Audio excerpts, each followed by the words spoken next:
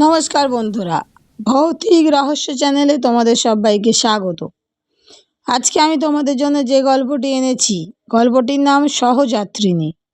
লেখক ডক্টর নিহার রঞ্জন গুপ্ত। তাহলে চলো আর দেরি করব না, গল্পটা শুরু করি। ভৌতিক বা প্রেতের কোনো অস্তিত্ব আছে কি না সে সম্পর্কে আজও আমি যথেষ্ট সন্দিহান। তথাপি সেবার আমার ট্রেনের কামরায় রাত্রে যে ঘটনাটি ঘটেছিল সেটি আপনাদের আজ বলছি, কারণ আজও আমি ব্যাপারটার কোনো মীমাংসা খুঁজে পাইনি। মনে হয়েছে কখনো হয়তো ব্যাপারটা আগাগোড়াই একটা উর্বর মস্তিষ্কের স্বপ্ন কিংবা আমার মনের ভুল।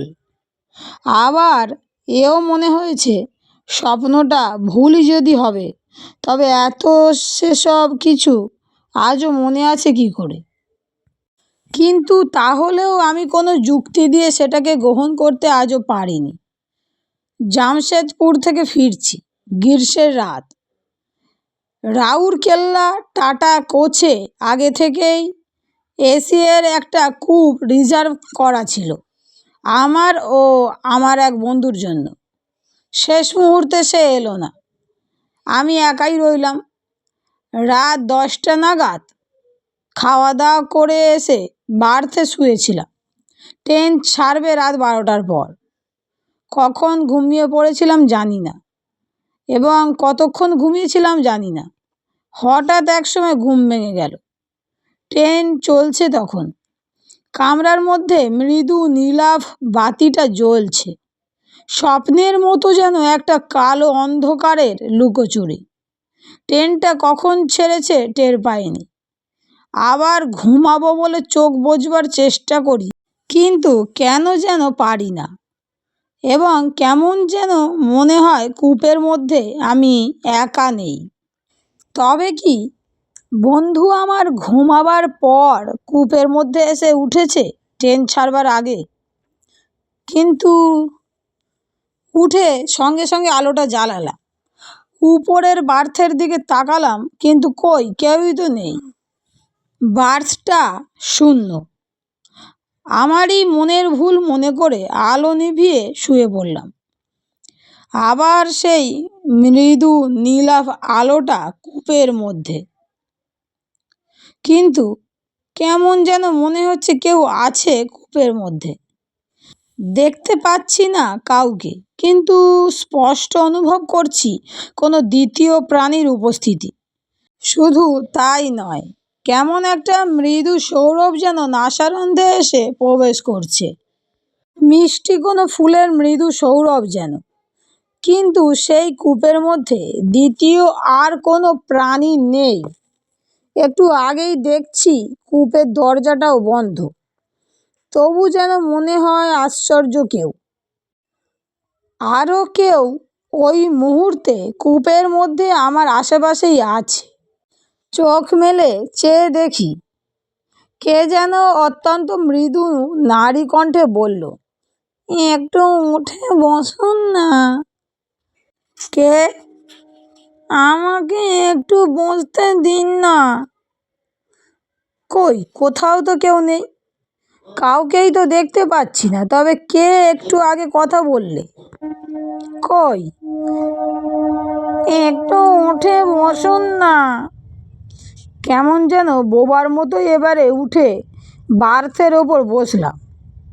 এবার স্পষ্ট মনে হলো কে যেন ঠিক আমারই পাশেই আমার শয্যার ওপর উপবেশন করলো।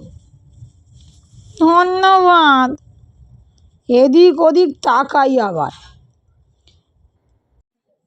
এক কাজ করুন না, ইচ্ছে করলে উপরের বার্থে উঠে আপনি শুয়ে পড়ুন না, বার্থটা খালি আছে। কোনো জবাব আমি দিই না। ঘরের মধ্যে নীলাভ আলোটা যেন ক্রমশ একটু একটু করে কমে আসছে। ইলেকট্রিক ফেল করেছে নাকি? ট্রেনের আলো মাঝে মাঝে কম বেশি তো হয়ই, হয়তো তাই। একটা মৃদু খসখস শাড়ির শব্দ যেন ঠিক পাশেই শুনতে পেলাম। কি হলো, ঘুমোবেন না? না, ঘুম আসছে না বুঝি? না। তবে মনে হলো এবারে যেন অন্ধকারে অস্পষ্ট পাশেই দেখতে পাচ্ছি একজন বসে আছে। নিশ্চিত তাহলে কেউ উঠেছে।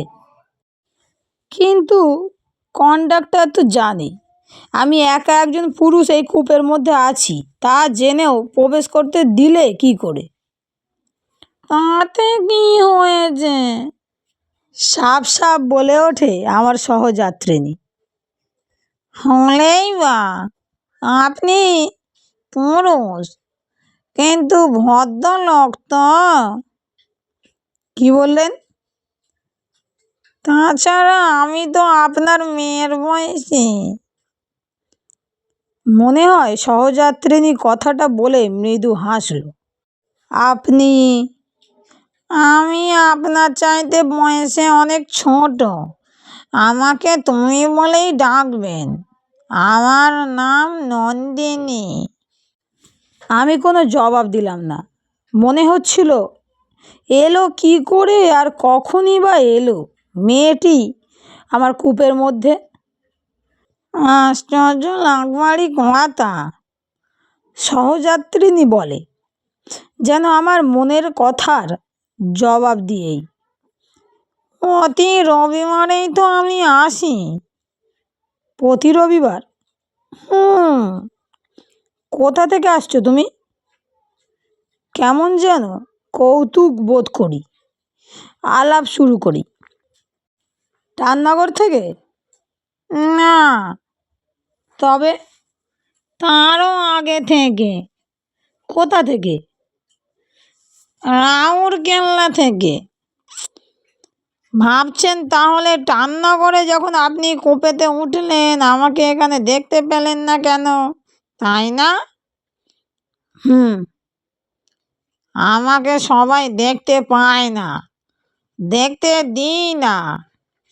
তবে আপনাকে দেখা দিলাম কেন, তাই না? আপনাকে যে আমি চিনি। আমাকে চেনো? হুম।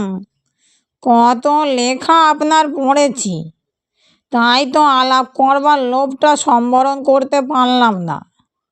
আমাকে নিয়ে একটা গল্প লিখবেন? গল্প?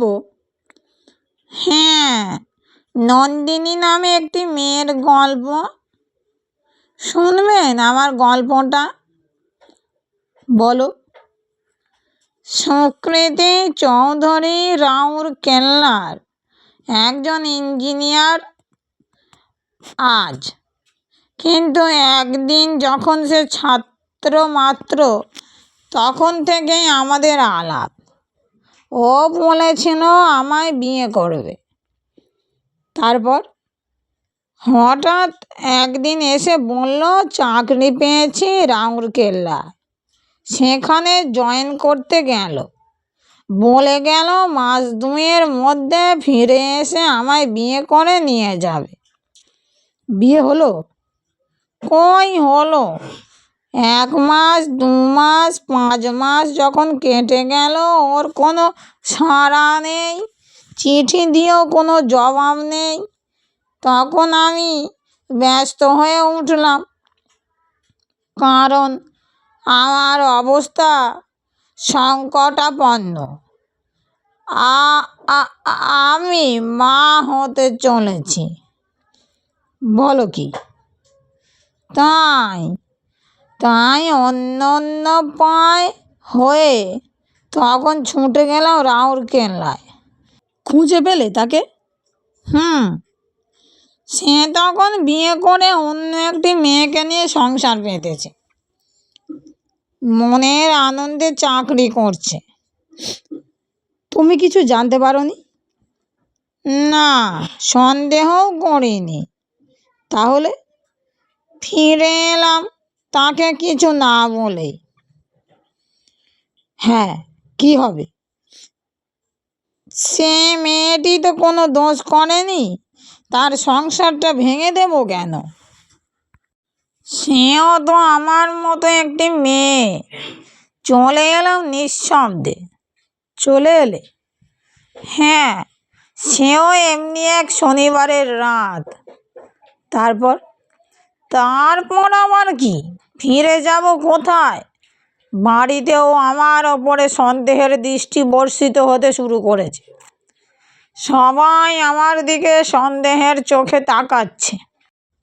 অকস্মাৎ মেয়েটি কেঁদে উঠল, ফুপিয়ে ফুপিয়ে কাঁদতে লাগলো। আমি কি বলবো বুঝে পাই না। হঠাৎ ওই সময় নন্দিনী উঠে দাঁড়ালো, কূপের দরজা খুলে বের হয়ে গেল। কোথায় গেল? তাড়াতাড়ি আমিও উঠে বললাম। মৃদু আলো করিডোরের। দেখলাম মেয়েটি করিডোরের দরজা খুলে বাইরে চলে গেল। কেমন কৌতূহল হলো। দূর থেকে তাকে অনুসরণ করলাম। করিডোরের দরজা খুলে বাইরে এলাম। দেখি তখন সেখানে কেউ নেই, কেবল কামরার একটা দরজা হাঁ করে খোলা। ধক করে উঠল বুকের মধ্যে।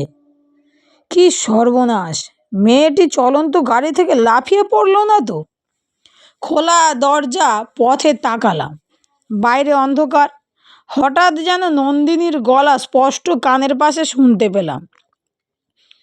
যান, গিয়ে শুয়ে পড়ুন, আপনাকে কষ্ট দিলাম, মনে কিছু করবেন না, নমস্কার। কখন ফিরে এসেছি কূপের মধ্যে, কখন শুয়ে পড়েছি কিছুই মনে নেই। ঘুম ভাঙল যখন ট্রেন হাওড়া স্টেশনে ইন করছে।